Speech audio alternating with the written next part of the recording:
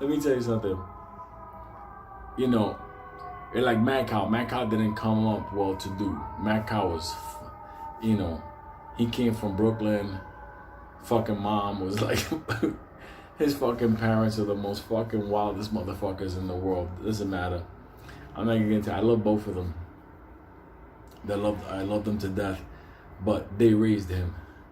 They raised him to hate poverty so much he was gonna go drug the fucking cows with Alka-Seltzers. Anyway, only a fucking mind that hates poverty that much would have gotten on a Greyhound bus, bought a ticket, bought in cash, and he was gonna fuck some cows. And I was like, man, but where are you gonna find the cows? I don't know. They gotta be out there somewhere. I just gotta find a large group of cows. And this is before like the internet. You couldn't just go like, you know, ranch something. He was gonna start asking around. He was even dressed the role. For a New Yorker to dress like he's gonna go out to Texas in the Midwest incognito, let me tell you something. I was in fucking tears. His fucking gym bag was fucking expensive. I told him, guy, nobody in Texas walks around one of those fucking bags. Like you look like you just did a narco money drop. Not even that, they wrapped that in plastic. So anyway, I believe that all you motherfuckers are like MADCOW'S. MADCOW, he didn't give a fuck. Still doesn't. You know, and just how it is. So the idea of a squeeze, if they think they're gonna take your shares out of your hands cheap, it's not gonna happen. For you guys, this is a life-changing situation. So this is like, listen, at the end of the day, if like after MADCOW got released from the fucking joint, okay, we caught him. He still had conditions to live under, okay? Because he had to follow the whole fucking rule stuff. So he had to pay back some restitution to some fucked up people. And whatever the court did. He was fucking pissed. When the judge was saying, like, you have to pay back this amount of money to these clients. He's like, why? They fucked up. They put their money in.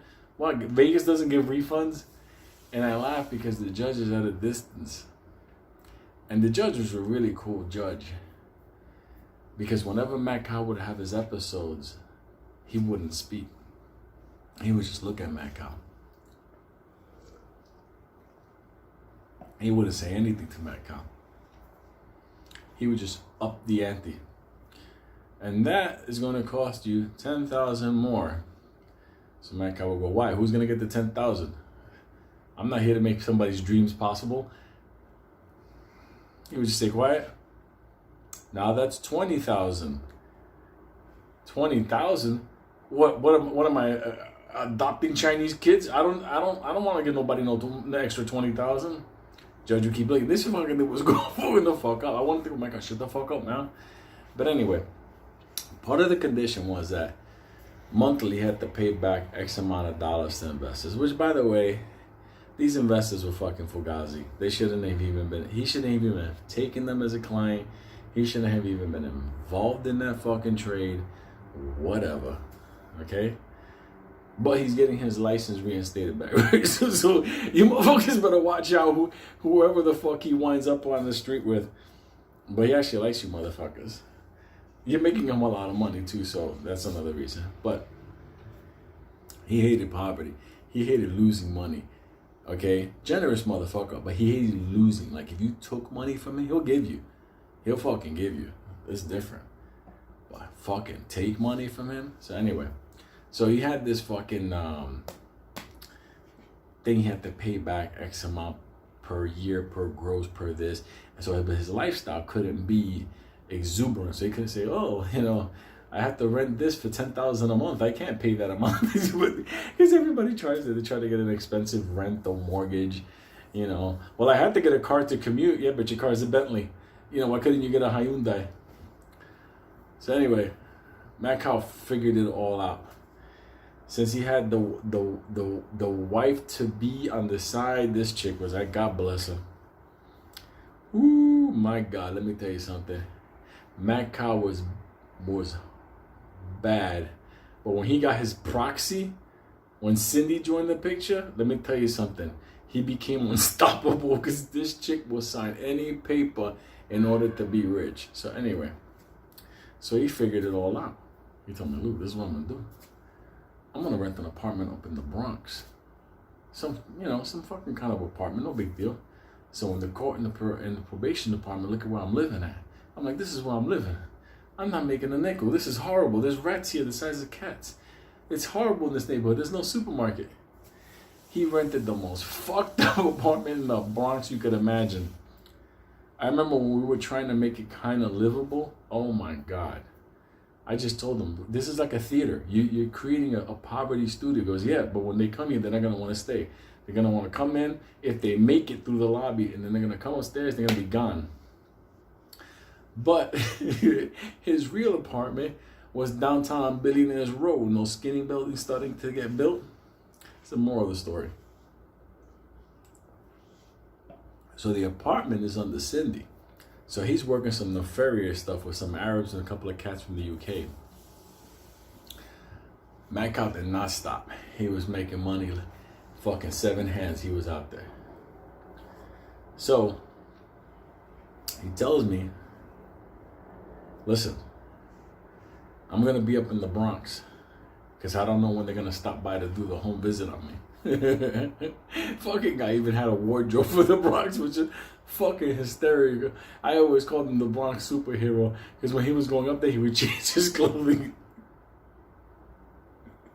Fucking bastard. He even got a Metro card. But downtown on 57th Street, okay, he was Mr. MADCOW. And the thing about it was that he bought this apartment on, Cindy was, anyway, you get the idea. So he told me, listen, what I want you to do, I got a couple of things that are going to be delivered to the apartment. Because they had to put some curtains up because it was like from ceiling to floor type glass. Some fucking changes they had to do. And he says, do me a favor. I can't be there because I got to be here. So be there for me when things are being done. Here's some art being brought in. I'm like, the fuck? I don't want to be in an apartment like that. When it's fucking vacant and I'm there like a half a Puerto Rican. I did him the solid though. So I move into this fucking apartment on Billionaires Road. You think, oh, poor Lou. Hold on a second. That fucking building was the House of Horrors. First of all, when I went into the lobby, that was the nicest part of the building. Good morning, good evening, whatever. Go fuck your mother. I get in the elevator. And his fucking thing is like in the 33rd, I don't know what the fuck it was. As the elevator was going up, this thing was going up at speeds it wasn't supposed to. I heard the elevator like rubbing the fucking walls. Like after 20 something floor, it was like, oh shit, am I gonna fucking survive in this fucking place? All of a sudden it stops at my floor. And as I go to step off, the elevator fucking does a little fucking half a trans method that move. My fucking heart was like, what the fuck just happened here? So all of a sudden I go down this hallway. And the second the elevator doors close, the fucking hallway becomes pitch black. Like nighttime, like black. And I'm fucking feeling the wall, feeling doorknobs. And fucking like 20 minutes later, like, help, help. I fucking find the door. Fucking key works in. I go in this fucking thing. It has no fucking curtains. You're on like the 30-something floor. And the sun is coming in. You thought I was back in Arizona. I was fucking dying. So I'm in this fucking apartment. I'm like, okay, the curtain people are going to be coming. So let me just hang out, whatever. Now I'm in this fucking apartment. I said, okay, let me get a drink of water. Because I was out there in the hallway for a while. Fucking no AC, no nothing. I'm like, what the fuck is this? It was beautiful when the lights were on. I knocked a couple of lamps and stuff, whatever. I don't know what I knocked down. I just heard things breaking the hallway. So I get into this fucking apartment, and I said, okay, let me get a glass of water. There's no fucking cups. MADCOW just moved in. So here I go. I'm going to start doing the fucking MADCOW lick, the fucking Adam. I open the fucking faucet to let water come out, and there's no fucking water comes out. All I hear is... I'm like, what the fuck is this? Where's the water? Fucking pipe is fucking shaking. I'm like, oh, what the fuck? There's no water here. So I'm like, okay. I shut the water down. So now I'm in an apartment that has no fucking curtains. Sun's coming in. I think I'm gonna speak to God any moment. He's just gonna float the fuck in. The fucking faucet don't fucking work. There's no fucking water coming out of there. So I'm thinking to myself, what the fuck is going on with this place? So I said, okay, let me turn on the air conditioning. So this way the air conditioning can offset the fucking sun coming in fucking murdering me. Turn on the air conditioner. Let me tell you something. All I felt was a little transmethylate Elton John wind. And since the AC system was new, it still had the tape on the vent. The tape was going like this. I was like, oh my God, I got no water and I got no AC. So I found myself in this area like a hallway that wasn't really like a hallway, but it blocked the sun. And I saw the bedroom that I was supposed to sleep in. Let me tell you something. That thing has so much sun in it, I thought a fucking zebra was gonna run by. I thought it was a Serengeti. So I'm in the fucking hallway. I'm in the fucking hallway fucking like, what the fuck am I gonna do? I can't be here all fucking day. And I gotta wait for the curtain guy. Let me tell you something. I waited in that fucking curtain thing, that curtain guy fucking in the middle of the fucking hallway. No fucking water. All of a sudden, the fucking curtain guy comes in. I was fucking happy. Even though it took a while to get those fucking curtains because he couldn't find no outlet that worked. He's like, listen, guy, there's no outlet that I can't, the drill can't, whatever. I'm like, fucking find something. They did some wild, I don't know, Jersey electrician type stuff, whatever. They finally put the curtains up. So now the sun wasn't blocking and the AC for whatever it was. Okay, no big deal. Now it's towards the afternoon and the water finally did creep up. It was the worst tasting tap water in the world. So what do? I said, fuck it. Let me go downstairs. Let me get a bunch of supplies. Because I'm still waiting for the art people to come and stuff like that. And I got to sign out for this stuff. It's expensive stuff. You got to sign out. Art at a certain price. There's taxes, yada, yada, whatever. I take this fucking elevator down. The going down was the holy shit, God, please forgive me moment. When that thing dropped, it was like I felt my fucking tonsils coming out of my eyeballs. And all of a sudden, it starts rubbing the sides. And I'm like, this thing is out of control. Then like on the second floor, it like puts on the super brakes. Let me tell you something. I was 6'3". When that happened, I must have turned like this to 6 feet. I must have lost like 3 inches. My knees hurt from that. All of a sudden I was like that. I'm like, what the fuck is this? So I go to the doorman. I'm like, yo, what the fuck is this? There's the fucking hallways all fucked up. There's no electricity, there's no water. He goes, yeah, man. This building is crazy. Look. Wait till you see how it gets in the nighttime. I was like, fuck you told me the nighttime. I'm fucking Terry. He goes, no, I'm not gonna say nothing. This fucking black guy. I'm not gonna say nothing. Like, he's gonna get in trouble, but you already fucking, my fucking heart fucking already gone. So anyway, go to the supermarket, I load up on everything. Got my Ben and Jerry's, everything, okay? I'm fucking ready for the apocalypse. The art's coming the next fucking day. All I gotta do is stay one night in this fucking place. How fucking hard could that be? I found out how hard that thing could be. When I took that fucking elevator up, sweet baby Jesus, I was like that. Even my little hoof was like this. All of a sudden, I get off on that fucking floor. The fucking lights is still off. Took me like 20 minutes to find the fuck. I'm counting foot, 1 step, 2 step, 3 step, doorknob. I finally go in this fucking thing. And the fucking AC is like pouring lava. I like literally like molten lava is coming out of it. It's like, what the fuck? It went from AC to heat. Now you can't open windows in those fucking skinny cigarette type fucking towers. All they got is a slit that you move to the side and there's like 5 holes and air comes through. That was the biggest mistake I ever did in my life. Cause at that fucking altitude, the fucking wind that came through there was like I fucking closed that thing. Like, it sounded like the devil was coming through there. So that anyway, had to leave it open because if not, I was gonna die of fucking heat stroke. And you say, why don't you just turn it off? I did turn it off. It kept going. I called downstairs, Suge Knight, told him, yo, what the fuck is up with this? The guy's gonna come tomorrow morning. I told you. Fucking told me. So I gotta wait for the fucking technician to come tomorrow morning. fucking Billionaires Row, and I can't get a half a Puerto Rican janitor to come upstairs, take a look at what's going on. Doesn't matter. New building. So I'm like, all right, fuck this. Let me open up these fucking vents. And now it's sounding like I'm sleeping on the ledge of a building. Like, it feels like I'm sleeping on the fucking half of the fucking ledge. I thought a pigeon was gonna come and fucking attack me.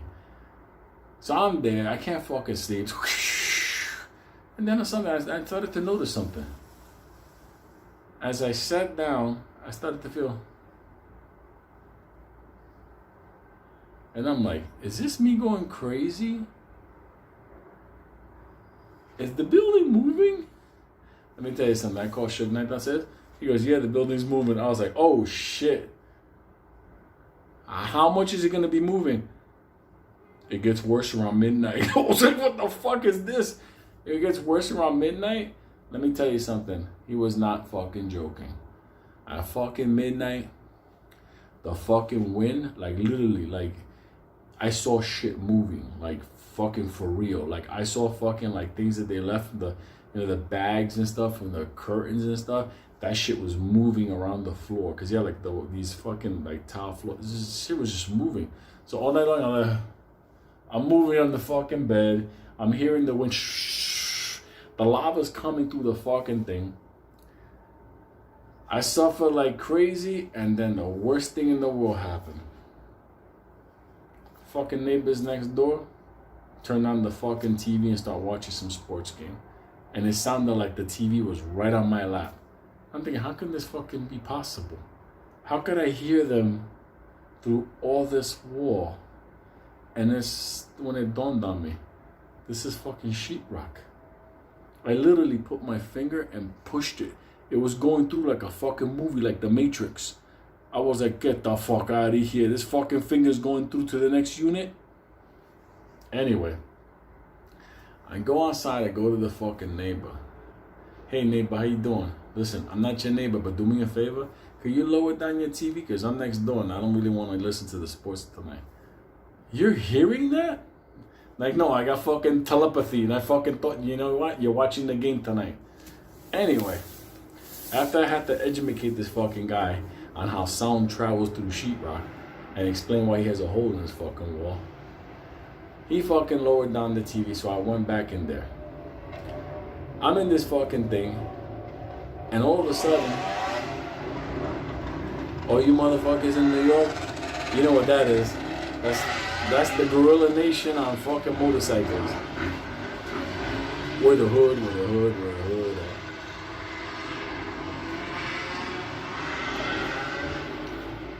at. Anyway, I said, fuck, it's time to take a shower. Because I got to take a shower to fall asleep. It's the only way I go to sleep. I take a fucking shower. I'm like a cat. I'm constantly taking showers. Like, for real. So I said, fucking take a shower. So you walk in this giant, beautiful marble this, marble that. Like, literally, you could do a body slide. It was fucking great. Until the fucking water didn't turn on. Water turned on like a half a transmifidite sprinkler. And I'm like that. Soap on half my body. I'm all fucked up. Then it turned hot on me, which I have no idea how that. I know about plumbing. I'm like, how the fuck can the water just turn hot? Like, for real, what happened? A pipe just burst? So I did my best to fucking rinse off with fucking 3rd-degree burns on one side. I go back to the fucking. I was sleeping on the sofa because I felt fucking. I'm not gonna sleep in the bedroom. It just felt creepy being in there with the fucking. The whole fucking thing had like the aura of fucking death. I thought any moment I was gonna hear, "Get out! You get out!" I would have fucking been gone. Fuck the art stuff. But anyway, I said to myself, Lou, MADCOW'S up in the Bronx tonight fighting fucking iguana rats. You could be here tonight. So I fucking lay down and said, fuck it. I got burns, haven't proper shower, I'm dying of fucking thirst. My Ben & Jerry's is fucking melted. There's only a Ben now. Jerry's is dead. That motherfucker tapped out. But it tapped out hours ago. So I'm fucking there, fucking dying. The fucking building is moving. Fucking building is moving. And all of a sudden I said, fuck, let me just fall asleep. I fall fucking asleep. And something happened at around 6, 7 o'clock in the morning. I have no fucking idea. I think it was God doing something to me for whatever I did as a child. All of a sudden, all the curtains just fall. Like the anchors that they use to put them in and hold the bar and the long curtains, it's like they just dropped like it was a movie theater.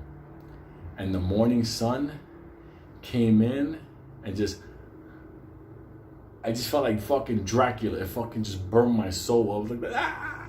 I was waiting for the wood fucking spike to hit me. I was so fucking miserable, so fucking angry, so fucking scared to death that something else was gonna kill me in that apartment.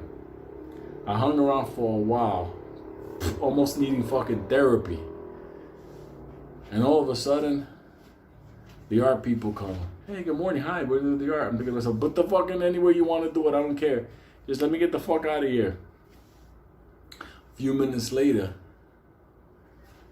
MADCOW shows up, and boy, I wanted to mention every fucking ounce of his mother's weight because I was ready to fucking tell him, what the fuck did you put me through, whatever. And MADCOW says, isn't this the most horrible fucking apartment in the world? I'm like, you fucking knew what this place was? You knew all this fucking shit? I was fucking dying. I almost got cooked in the fucking in your fucking marble bathroom. I thought I was like a fucking iguana in the fucking on the equator. You say, yeah, it's fucking horrible in here. It is. There's a lot of work that has to be done. But don't you love it? I'm like, how the fuck can you love it? He goes, simple. I'm not poor anymore. And even though I wanted to punch him in his fucking mouth, I still remember when he told me that. I'm not poor anymore. And he just finished frauding the federal government up in the Bronx. When he came back, this was his pride and joy. This meant that he was no longer a poor person in the street. You know, poor New Yorker in Brooklyn. You people in Brooklyn, you understand. And it doesn't matter. For that moment, even though I fucking had my fucking face tingling here, my fucking lip wasn't even working. I was sleep deprived. My Ben and Jerry's melted. Some other fucking things happened to me there too. I don't even remember. I think we lost fucking. Fuck with it. It was fucking horrible. But when he said that to me, he said he's not poor anymore. He says that's what this address gives me. That's what everything I went through. This is it. And I understood why he could be in this fucking horrible piece of shit fucking building that's probably gonna collapse one day with no fucking curtains and a fucking hole in the wall and a boiler for a fucking shower. It's because that signified he was no longer poor. So this game for you guys, this signifies that you're no longer poor. And just like that apartment, it needed to have the AC system worked on, the curtains put up, the art put up, the water system done, and it's still a fucking disaster. And the building still fucking shakes. He even lost a window during Hurricane Sandy. Trust me, you don't want to be in the 30-something floor when the window flies away and your furniture is like about to get sucked the fuck out. You know, one of those things. But that lesson there, I hope all you motherfuckers find out what that is one day. And without having to fool the federal government with a secondary apartment up in the Bronx, up in Pelham. So I hope you have that MADCOW experience. I have mine. I'll share it with you guys. But you guys know what you got to get ready for. So there's your video for the nighttime. Melania, see, I returned. I'm here. I'm talking to the people. Okay? Remember, there's going to be a time, if this goes the way it's supposed to go, or other plays, you're going to look in the mirror, or you're going to tell somebody, I'm not poor anymore. And at that moment, you will never think the same. Okay? So, don't worry about the little ups and downs. MADCOW took his ups and downs. Trust me, he took his ups and downs. And he's no longer poor anymore. So, love you motherfuckers.